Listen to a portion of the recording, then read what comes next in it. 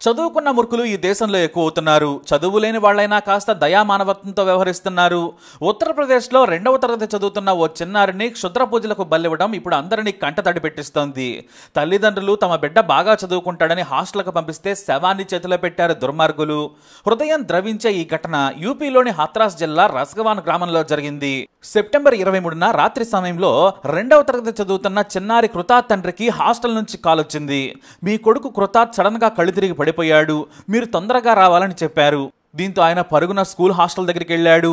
అక్కడికి వెళ్ళగానే school director Dinesh bagel మీ కొడుకును ఆసుపత్రికి తీసుకెళ్లాడని చెప్పారు.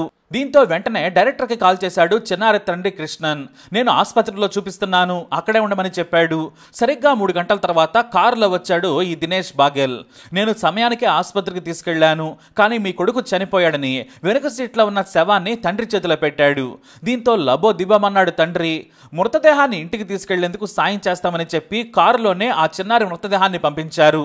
కానీ తండ్రి ఇంటికి వెళ్ళిన తర్వాత తన కొడుకును చూసి అనుమానించాడు. మెడపై ఘాట్లున్నాయి, చర్మం చిట్లి ఉంది. వెంటనే పోలీసులకు సమాచారం ఇచ్చాడు. పోలీసులు చిన్నారిని ఎవరూ ముట్టుకోవద్దని చెప్పారు. ఆ వెంటనే పోలీసులు కృష్ణన్ ఇంటికి చేరుకున్నారు. మృతదేహాన్ని పోలీసులు చూసి తండ్రిని విచారించగా జరిగిన విషయం చెప్పాడు. స్కూల్ యజమాని జసోదన్ను పోలీసులు ప్రశ్నించగా చిన్నారికి హెల్త్ బాగోలేదని చెప్పాడు. మేము టైంకి కారులో ఆసుపత్రికి తీసుకెళ్లాం, మధ్య మార్గంలోనే చనిపోయాడని పోలీసులకు చెప్పాడు. ఇతర ప్రిన్సిపల్తో పాటు టీచర్లు కూడా పోలీసులకు అదే చెప్పారు. దీంతో పోలీసులు పోస్ట్ మార్టం రిపోర్ట్ వచ్చే వరకు వెయిట్ చేశారు. అయితే చిన్నారిని ఉరేసి చంపారని పోస్ట్ మార్టం రిపోర్ట్లో తేలింది. దీంతో పోలీసులు వాటిని విచారించగా అప్పుడే దారుణమైన ఓ ఘటన బయటపడింది. రస్గవాన్ గ్రామంలో గత 8 ఏళ్ల నుంచి డిఎల్ పబ్లిక్ స్కూల్ నడుపుతున్నాడు యజమాని జసోదన్. ఇతను ఈ మధ్య భారీగా లోన్ కూడా తీసుకున్నాడు. స్కూల్ ప్రాంగణంలోనే కాస్త దూరంగా హాస్టల్ కూడా నిర్వహిస్తున్నాడు. చుట్టుపక్కల ఈ స్కూల్ తప్ప మరో ప్రైవేట్ స్కూల్ లేదు. దీంతో చాలా మంది ఫీజులు కట్టి మరీ మంచి చదువు చెప్పించాలని పిల్లలను చేర్పించారు. దూరం నుంచి వచ్చే పిల్లల కోసం హాస్టల్ని కూడా ఏర్పాటు చేశాడు జసోదన్. అయితే ఈయనకు తాంత్రిక పూజల పిచ్చుంది. మంత్రాలతో పూజలు చేస్తే మంచి జరుగుతుందని నమ్ముతాడు. శని పూజలు కూడా చేసేవాడు. కానీ తన స్కూల్ వ్యాపారం ఇంకా సాగాలంటే నరబలి ఇవ్వాలని గతంలో ఓ తాంత్రికుడు చెప్పిన మాట మనసులో బలంగా నాటుకుపోయింది. కానీ నరబలి చేయాలంటే ధైర్యం చాలలేదు. అయితే ఈ మధ్య పిల్లలు కొత్తగా పెట్టిన మరో స్కూల్కి వెళ్తూ ఉండడంతో పాటు న్యూ అడ్మిషన్స్ కూడా పెరగడం లేదు. దీంతో నరబలి చేస్తే స్కూల్ బాగా నడుస్తుందనుకున్నాడు. తన దగ్గర పనిచేసే ప్రిన్సిపల్ లక్ష్మణ్ సింగ్, ఇతర వార్డెన్, టీచర్లైన రామ్ ప్రకాష్ సోలంకి, వీర్పాల్ సింగ్లతో కలిసి కుట్ర చేశాడు. అయితే ఎవరిని చంపాలనే దానిపై వారికి క్లారిటీ రాలేదు.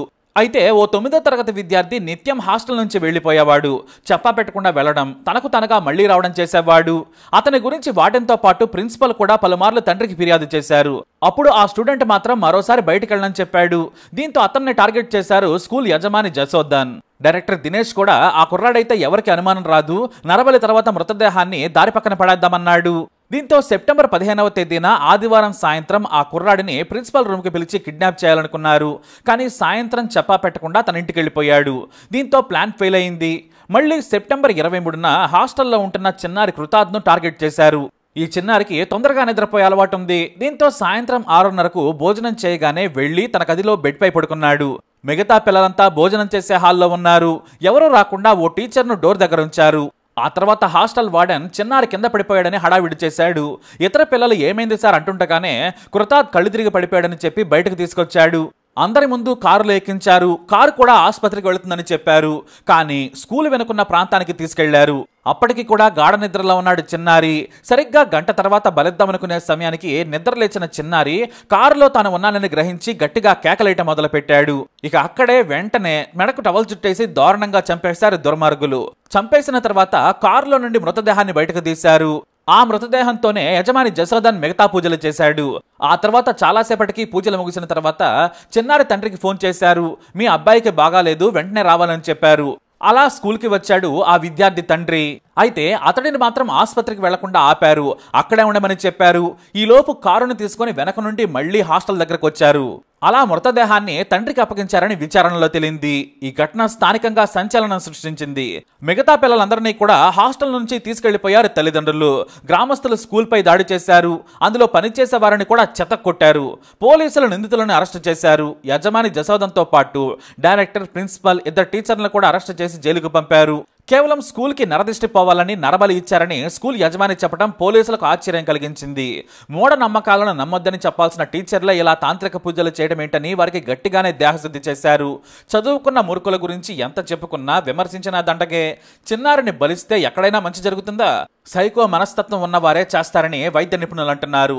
మరోవైపు తమ బిడ్డ హాస్టల్లో ఉండి బాగా చదువుకుంటాడనుకుంటే నీచులు హత్య చేసి మృతదేహాన్ని అప్పగించారని తల్లిదండ్రులు కన్నీరు మున్నీరయ్యారు. మరోవైపు ప్రభుత్వం ఈ ఘటనపై విచారణకు ఆదేశించింది. అసలు ఈ స్కూల్కి అనుమతే లేదు, అనుమతి లేకుండానే ఈ స్కూల్ని నడుపుతున్నారని అధికారులు ఇప్పుడు తీరిగ్గా చెబుతున్నారు. ఇన్నాళ్లు లంచాలు తిని ఈ స్కూల్ని నడపరించారని జిల్లా విద్యాధికారి కూడా ఒప్పుకున్నారు. ఇటు హాస్టల్కు కూడా ఎలాంటి అనుమతి లేదని తేల్చేశారు. స్కూల్ని మాత్రం మూసేశారు అధికారులు. ఆ విద్యార్థుల ఇష్ట ప్రకారం స్థానిక ప్రభుత్వ ప్రైవేట్ స్కూల్స్లో అడ్మిషన్స్ ఇప్పించి ఏర్పాట్లు చేస్తున్నారు. ఈ ఘటనపై జాతీయ బాలల హక్కు కమిషన్ కూడా నివేదిక కోరింది. మరి చిన్న పిల్లాడని చూడకుండా బలిచ్చిన ఈ దుర్మార్గులను ఏం చేయాలి? మీ అభిప్రాయాన్ని కమెంట్ ద్వారా తెలియజేయండి. ఈ వీడియో అప్డేట్స్ కోసం మై ఛానల్ ఫాలో అవ్వండి. అలాగే తప్పకుండా సబ్స్క్రైబ్ చేసుకోండి.